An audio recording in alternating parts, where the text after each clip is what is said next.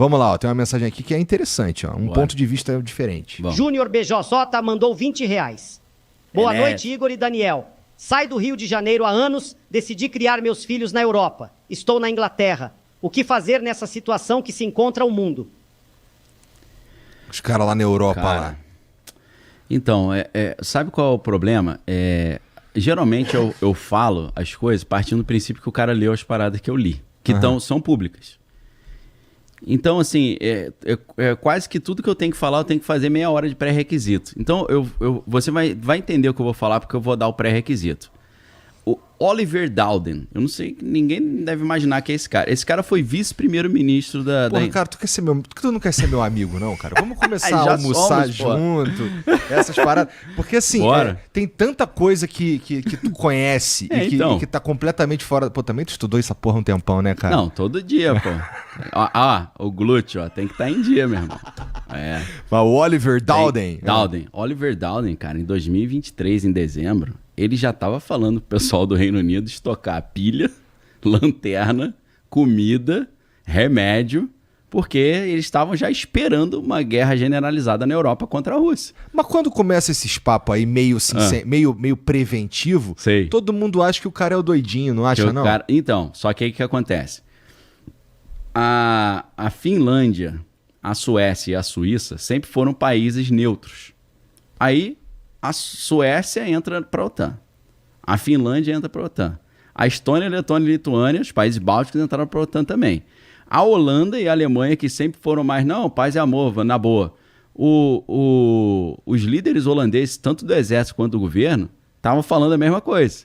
Cara, a gente tem que se preparar para a guerra, principalmente psicologicamente, porque é uma realidade que cada vez mais está se consolidando e tal. Então, Holanda, Suécia, Noruega, Finlândia e Reino Unido, no caso da Noruega, eles não apenas estavam falando isso pra galera se preparar, eles estavam mandando panfletinho pra casa dos caras pelo correio, maluco. Entendi. E eu sei que eu tenho vários amigos, alunos que moram em tudo quanto é lugar no mundo, e eles falam, não, realmente eu recebi. Então, assim, recentemente, cara, mais uma vez, o governo britânico falou, a gente precisa realmente se preparar para ficar alguns dias sem água, sem poder sair de casa e sem comida. Por quê? Por causa de uma guerra com a Rússia, né? Então, assim, o cara tá no Reino Unido. Como é que tá a situação no Reino Unido? Das liberdades, por exemplo. Tá uma situação meio estranha. Tem pai que tá indo em cana porque falou que família é pai, mãe e filho. Então tá nesse nível. Pessoas sendo detidas por causa de uma publicação em rede social. Então a situação política tá estranha. Até o Elon Musk começou a criticar muito o Reino Unido. A galera do Reino Unido ficou revoltada. Falou, vai... Cuida da tua vida, meu irmão, a gente tá aqui e tal.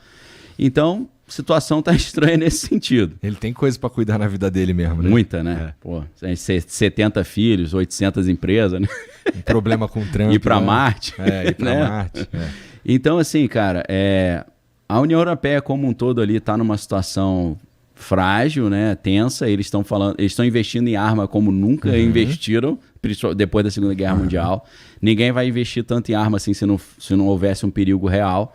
Então, assim, a Europa está numa situação sensível, o Reino Unido também, porque é identificado como um parceiro tradicional dos Estados Unidos e está mais perto ali da Rússia, então é um alvo prioritário, devido às influências, né, que eles têm feito também. O Reino Unido tem melado as conversas de paz na Ucrânia desde o início. Eles têm sido os caras que... Na hora que o Putin vai assinar a paz com os Zelensky, eles falam, não tá na hora não. Se você assinar agora, você vai tomar um prejuízo, você vai perder a região do Donbass lá. Disso. Eles melam a parada. Toda hora eles melam. O que tu acha que é o... Por que eles fazem isso? Eles fazem isso porque eles não querem que a guerra seja encerrada com o Putin vencendo, pô. Entendi. Entendeu? E aí entra até umas análises muito loucas. Eu não me lembro se foi no New York Times que eu li isso, ou se foi no Washington Post, que existe uma linha de analistas geopolíticos que estão dizendo que a chance maior do Putin usar arma nuclear não é se ele se sentir derrotado, é se ele vencer. Aí eu falei, cara, não faz sentido isso. Só que aí eles voltam naquela questão da Segunda Guerra Mundial, que os Estados Unidos demonstrar força. Então, não só demonstrar força, se ele vê que vai ganhar e joga ali uma bomba atômica só para mostrar força, sem necessidade, ele consegue sentar na mesa para negociar com mais vantagem.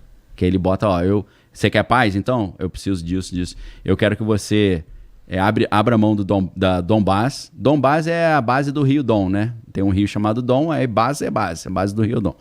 Eu quero o Donbass para mim, porque a população é a maioria russa mesmo, fala russo, é povo russo. Eu quero que vocês se desmilitarizem, eu quero que vocês tirem todos os fãs do Adolfinho Bigode do país, eu quero que vocês prometam que nunca vão entrar para a OTAN e nem para a União Europeia, beleza? E é isso que ele precisa, entendeu? Que é basicamente uma Ucrânia subserviente, né? É horrível, mas se você, sem querer defender a Rússia, porque eu acho que a Rússia nem precisa da minha defesa, mas a Rússia é um país enorme, só que é um país que está sendo cercado pela OTAN. Porque quando termina a União Soviética acaba, né, e havia um interesse do Boris Yeltsin de acabar, porque você tinha uma situação que era o seguinte, você tinha a União Soviética, que era uma união de vários países, tipo a União Europeia, e você tinha o presidente da União, que mandava em todos os países, que era o Mikhail Gorbachev, e você tinha o presidente da Rússia, que era o Boris Yeltsin. O Boris Yeltsin falou, cara, se acabar essa parada de União Soviética, não vai ter mais ninguém acima de mim. Eu vou tirar o Gorbachev. Então ele tinha o interesse de acabar com a parada, e acabaram, né? Eu vi o negócio da perestroika e tal, Glasnost lá com o Gorbachev, aí acabou a União Soviética. Quando acabou a União Soviética, você tinha de um lado a OTAN, que é a Organização do Tratado do Atlântico Norte, né? E do outro lado você tinha o Pacto de Varsóvia, que era a união militar desses grupos. E aí quando a União Soviética falou, ó, eu vou acabar e eu vou cancelar o Pacto de Varsóvia, porque afinal a gente não tem mais por que brigar, né? Então tu cancela a OTAN também. Aí os caras falam, beleza. E promete que você não vai chamar nossos ex-amigos pra dentro? Prometo. Pô, os caras fizeram o contrário. Chamaram todo mundo, meu irmão. E o Putin, quando ele chega ao poder, a chegada dele ao poder é um grande mistério, né? E o jornalista que revelou como ele chegou ao poder foi envenenado também com elementos radioativos, que é Yushchenko, se eu não tô... Não é Yushchenko, eu esqueci o nome do cara. Esse é fácil da galera lembrar, que agora me deu um branco aqui. O cara explicou que na época que o Putin era o filhinho político do Yeltsin, mas ele não tinha muita expressão política, ele era só um cara que veio da KGB, e ele estava concorrendo com outro cara que agora me fugiu o nome também, que era super popular. Só que o que acontece? A Rússia começa a sofrer vários atentados terroristas, naquela época dos chechenos, que naquela época era inimigo, hoje é amigo. Uhum. E aí o que acontece? Ele começa a ser o líder que vai livrar a Rússia dos inimigos chechenos. Só que aí a galera descobre que o governo russo estava botando bomba e botando culpa no checheno, explodindo o prédio dele mesmo. Entendi. Entendeu? Isso o Putin já já bem articulado ou os caras que fazendo... Já articulado, porque ele não tinha expressão política e o concorrente dele era muito popular, mas ele tinha todo o apoio do setor da inteligência e do setor militar. Ele era da KGB, né? Da KGB, pô. Então ele já foi diretor da KGB, que hoje é FSB, né?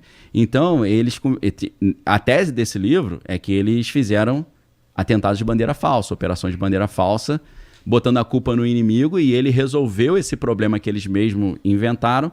Curiosamente, esse cara do nada apareceu lá passando mal, descobriram que ele foi envenenado também com elemento radioativo, que escreveu o livro. Esse cara aqui? É, exatamente, Livitnenko, esse aí mesmo. Acho que se o livro fosse groselha, não precisava, né, botar um açúcar mascavo no café dele, né? Não tinha necessidade, pois né? É. Envenenamento por radiação. Cara, muito sinistro. Ele ainda escreveu uns livros, tá escrito ali, ó. Blowing Up Russia. Olha o nome do livro, tem tudo a ver, né? E Lubyanka Criminal Group, sei lá o que isso daí quer dizer, né? Não sei. Mas... Sentiu o drama? Muito sinistro, assim. E é doido porque são histórias que são pouco contadas, né? Muito pouco. Parece que tem uma espiral do silêncio, né? Que tem um não fale sobre isso, é o Voldemort, né? Não se pode pronunciar esse nome.